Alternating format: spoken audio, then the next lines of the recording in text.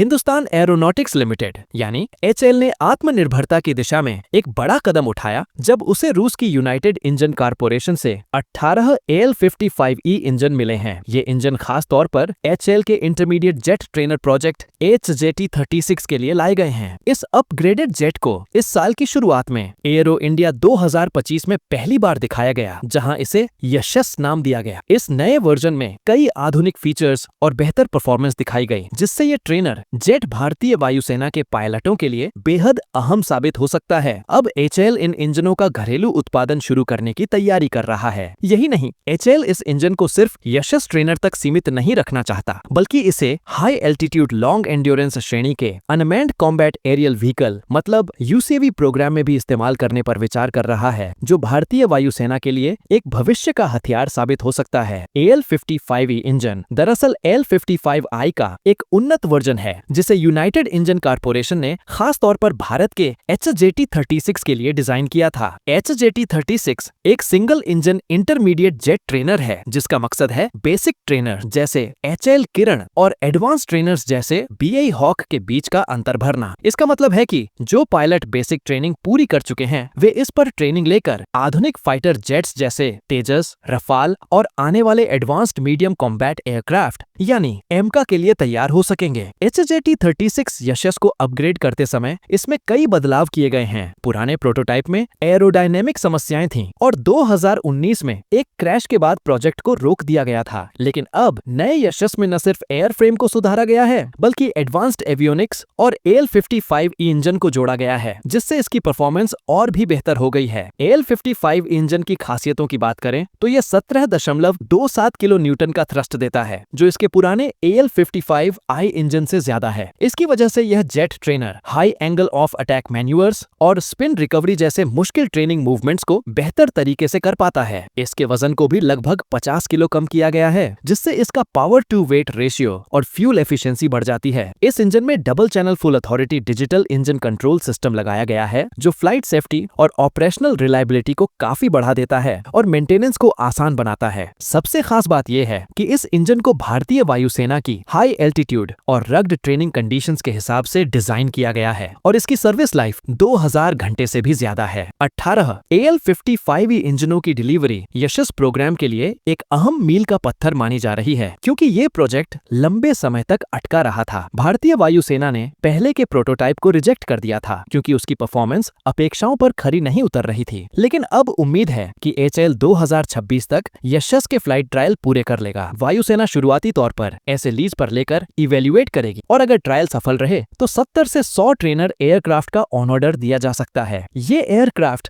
HAL किरण की पुरानी हो चुकी फ्लीट को रिप्लेस करेंगे और भविष्य में आर्मेनिया या फिलीपींस जैसे दोस्त देशों को एक्सपोर्ट किए जाने की भी संभावना है। रूस के साथ हुए इस एग्रीमेंट के तहत HAL इन इंजनों को कोरापुट में असेंबल करेगा। फिलहाल टरबाइन ब्लेड और कंप्रेसर जैसे अहम पार्ट्स रूस से आएंगे, लेकिन धीरे धीरे HAL इन पार्ट्स को भी भारत में बनाने की योजना पर काम कर रहा है। कोरापुट डिवीजन पहले से ही SU-30 MKI के लिए AL-31FP इंजन बनाता है और आने वाले समय में एमका के लिए AL-31FP इंजन का भी प्रोडक्शन शुरू होने वाला है। ऐसे में AL-55E का घरेलू निर्माण भारत के 2030 तक 70 से 80% एयरो इंजन इंडिजनाइजेशन लक्ष्य को पूरा करने की दिशा में बड़ा कदम है। यह प्रोजेक्ट न सिर्फ भारतीय वायुसेना को एक नया ट्रेनर देगा, बल्कि भारत की एरो इंजन मैन्युफैक्चरिंग कैपेसिटी को भी एक नई दिशा देगा, जिससे आने वाले समय में हमें विदेशी सप्लायर्स पर कम निर्भर रहना पड़ेगा और हमारी डिफेंस इंडस्ट्री और भी मजबूत होगी।